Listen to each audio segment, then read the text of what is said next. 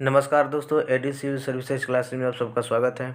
Friends, survival series के अंतर्गत आज लेक्चर 7 पे हम लोग डिस्कशन करेंगे और फिजिक्स सब्जेक्ट हमारा अभी चल रहा है और ये फिजिक्स का अंतिम लेक्चर है। तो चलिए डिस्कशन स्टार्ट करते हैं। आज का हमारा पहला क्वेश्चन है, प्रत्यावर्ती धारा को दिष्ट धारा में परिवर्तित करने वाली युक्ति को कहते हैं। तो ये रेक्टिफायर जो है, जो एसी करंट होता है, अल्टरनेटिव करंट, उसको डीसी में यानी कि डायरेक्ट करंट में बदलने वाला ये उपकरण है रेक्टिफायर। यहाँ पर देख लीजिए, नोट में लिखा हुआ है कि रेक्टिफायर एक वैद्युत युक्ति है, इलेक्ट्रिकल डिवाइस है जो कि प्रत्यावर्ती धारा यानी कि अल्टरनेटिव करंट को दिष्ट धारा यानी कि डायरेक्ट करंट में परिवर्तित करती है। नेक्स्ट, अतिचालक का लक्षण है। अतिचालक जो होते हैं उनमें क्या होता है कि शून्य पारगम्यता होती है। और एक्सप्लेनेशन इसका देख लीजिए कि विद्युत चुंबकत्व के संदर्भ में पारगम्यता किसी पदार्थ का वह गुण है जो उस पदार्थ में चुंबकीय क्षेत्र स्थापित किए जाने में उस पदार्थ द्वारा प्रदर्शित सहायता की मात्रा को यह क्या करता है, दर्शाता है। इसे ग्रीक वर्ड म्यू से प्रदर्शित किया जाता है। ठीक है। पूर्ण यानी कि परफेक्ट अतिचालक की पारगम्यता क्या होती है, शून्य होती है। नेक्स्ट, तीसरा क्वेश्चन, किसी अर्धचालक का प्रतिरोध गर्म करने पर क्या होता है। तो ये किसी भी अर्धचालक का को अगर आप गर्म कीजिएगा तो उसमें प्रतिरोध जो है उसका घटेगा। किसी अर्धचालक का प्रतिरोध गर्म करने पर क्या होगा, घटेगा। नेक्स्ट, एक्सप्लेनेशन इसका देख लेते हैं। अर्धचालक ऐसे ठोस पदार्थ हैं जिनकी विद्युत प्रतिरोधकता चालकों से अधिक परंतु कुचालकों से कम होती है। ठीक है। अर्धचालकों की प्रतिरोधकता सामान्य ताप पर 10⁻⁻² से लेकर 1 तक के मध्य होती है। ठीक है, इनके बीच जो है वो वेरी करता है। अर्धचालक का प्रतिरोध ताप बढ़ने पर क्या होता है, कम होता है। काफ़ी इंपॉर्टेंट है। नेक्स्ट, परम शून्य तापमान पर अर्धचालकों में विद्युत प्रतिरोध हो जाता है। तो जो परम शून्य तापमान है उसमें अर्धचालक का जो प्रतिरोध है, विद्युत प्रतिरोध, वो जो है अनंत हो जाता है। ठीक है। इसमें एक्सप्लेनेशन है कि परम शून्य ताप यानी कि 0 केल्विन पर अर्धचालक की चालकता शून्य हो जाती है और वे एक आदर्श अचालक की भांति व्यवहार करते हैं। इस ताप पर अर्धचालकों में विद्युत प्रतिरोध अनंत हो जाता है। नेक्स्ट, ट्रांजिस्टर बनाने के लिए सर्वाधिक प्रयुक्त पदार्थ है। तो ट्रांजिस्टर बनाने के लिए सिलिकॉन और जर्मेनियम दोनों का यूज किया जाता है। ऑप्शन के अनुसार आप देख लीजिएगा कि ऑप्शन में सिलिकॉन दिया हुआ है कि जर्मेनियम दिया हुआ है। अगर दोनों दिया हुआ है तो ये दोनों को सिलेक्ट करना है। अब कोई एक दिया हुआ है इन दोनों में से तो कोई एक आंसर होगा। नेक्स्ट, तड़ी चालकों को बनाने में किस प्रकार की छड़ों को वरीयता दी जाती है। तो ये तांबे का जो छड़ होता है उसको वरीयता दी जाती है।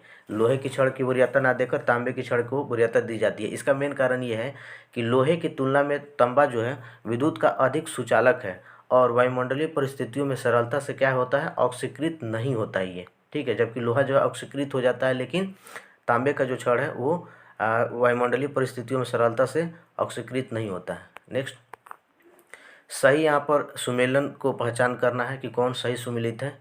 पहला है मेसॉन की खोज। मेसॉन की खोज जो है हेडेकी युवाका किए थे। पॉजिट्रॉन CD एडरसन एवं EF हेस के द्वारा किया गया था। नेक्स्ट, सूर्य तथा तारों में ऊर्जा उत्पादन का सिद्धांत HA बेथे के द्वारा किया गया था। और पारा यूरेनियम तत्वों का संश्लेषण ये GT शिबोर्ग के द्वारा किया गया था। तो ये चारों सही हैं और सही मिलान किया हुआ है। तो चारों को आप याद रखिएगा, काफ़ी इंपॉर्टेंट है। पॉजिट्रॉन काफ़ी इंपॉर्टेंट है, इसको देख लीजिए। मेसॉन भी, और ये सूर्य तथा तारों में ऊर्जा उत्पादन का सिद्धांत बेथे, यह भी इंपॉर्टेंट है। नेक्स्ट, साइक्लोट्रॉन किसको त्वरित करने के लिए प्रयुक्त किया जाता है। तो ये साइक्लोट्रॉन जो है प्रोटॉन को त्वरित करने के लिए, एक्सेलरेट करने के लिए प्रयुक्त किया जाता है। नेक्स्ट, विद्युत चुंबकीय विकिरणों में किसकी ऊर्जा अधिकतम होती है। तो ये जो गामा किरणें होती हैं इनकी जो है ऊर्जा जो है अधिकतम होती है। पूरा मैंने क्रम यहाँ पर लिखा हुआ है कि विद्युत चुंबकीय विकिरणों का क्रम जो है ऊर्जा के संदर्भ में इस तरफ है, इस तरफ दिया हुआ है। कौन सा पहला है, रेडियो तरंग, इसमें जो है इससे सर्वाधिक माइक्रोवेव का होता है, तब इसके बाद औरक विकिरण का होता है, दृश्य प्रकाश, इसके बाद परावैगनिक किरण, एक्स किरणें और गामा किरणें। सबसे कम आपको याद रखना है रेडियो का और सबसे सर्वाधिक किसका होता है, गामा किरणों का। ठीक है। नेक्स्ट, सूर्य पर ऊर्जा का निर्माण होता है, तो ये नाभिकीय संलयन के द्वारा होता है। काफ़ी आसान क्वेश्चन है और बहुत बार रिपीट किया गया है ये। तारे अपनी ऊर्जा नाभिकीय संलयन तथा गुरुत्वीय संकुचन से प्राप्त करते हैं। नेक्स्ट, सितारों में अक्षय ऊर्जा के स्रोत का कारण क्या है? तो हाइड्रोजन का हीलियम में परिवर्तन जो है, जो भी सितारे यानी कि तारों की बात हो रही है उसमें हाइड्रोजन का हीलियम में परिवर्तन जो है ऊर्जा का मुख्य कारण है। नेक्स्ट, एक कृत्रिम उपग्रह में विद्युत ऊर्जा का स्रोत क्या होता है? तो सौर सेल जो होता है वो कृत्रिम उपग्रह में विद्युत ऊर्जा का स्रोत होता है। इसमें एक्सप्लेनेशन दिया हुआ है कि सौर ऊर्जा यानी कि प्रकाश वोल्टीय सेल इसको बोला जाता है। एक विद्युतीय उपकरण है जो प्रकाश वोल्टीय प्रकाश द्वारा प्रकाश ऊर्जा को सीधे विद्युत ऊर्जा में क्या करता है, ये बदल देता है। नेक्स्ट, भारत में प्रचुर मात्रा में उपलब्ध महत्वपूर्ण नाभिकीय ईंधन कौन सा है? तो ये थोरियम है, जो कि भारत में अवेलेबल है। और भारत में भी अगर देखा जाए तो मुख्यतः ये केरल में पाया जाता है। अन्य राज्यों में भी देख लीजिए, झारखंड, तमिलनाडु, आंध्र प्रदेश और राजस्थान में भी ये जो पाया जाता है। और ये भी याद रखिएगा, थोरियम का मुख्य जो स्रोत है वो मोनाजाइट है। नेक्स्ट, परमाणु बम का सिद्धांत आधारित है, तो ये नाभिकीय विखंडन पर आधारित है। नाभिकीय विखंडन पे परमाणु बम का जो है सिद्धांत जो है कार्य करता है। एक्सप्लेनेशन इसका दिया हुआ है कि परमाणु बम का सिद्धांत जो है नाभिकीय विखंडन पे, ठीक है, जबकि हाइड्रोजन बम का सिद्धांत जो है नाभिकीय संलयन पर। यहाँ पर पेच है, परमाणु बम बोलेगा तो नाभिकीय विखंडन हो जाएगा, और जबकि हाइड्रोजन बम बोलेगा तो नाभिकीय संलयन हो जाएगा। नेक्स्ट, परमाणु बम का कार्यकारी सिद्धांत यूरेनियम का नाभिकीय विखंडन है, और हाइड्रोजन बम का कार्यकारी सिद्धांत क्या है? तो जो हाइड्रोजन बम का कार्यकारी सिद्धांत है वो ड्यूटेरियम का नाभिकीय संलयन है। ठीक है, ड्यूटेरियम यानी कि ये समस्थानिक किसका है? हाइड्रोजन का। नेक्स्ट, हाइड्रोजन बम विकसित किया गया था, किनके द्वारा विकसित किया गया था? तो ये किया गया था एडवर्ड टेलर के द्वारा। एडवर्ड टेलर ने इसको विकसित किया था हाइड्रोजन बम को। और कब किया था? डेट यहाँ पर लिखा हुआ है, नवंबर 1952 में संयुक्त राज्य अमेरिका द्वारा प्रथम हाइड्रोजन बम का परीक्षण प्रशांत महासागर स्थित मार्शल द्वीप पे किया गया था। तो मार्शल द्वीप कहाँ स्थित है? प्रशांत महासागर में, यहीं पर किया गया था। किसके द्वारा? यूएसए के द्वारा। कब किया गया था? 1952 में किया गया था। ठीक है, और वैज्ञानिक का नाम याद रखिएगा, एडवर्ड टेलर के द्वारा। नेक्स्ट,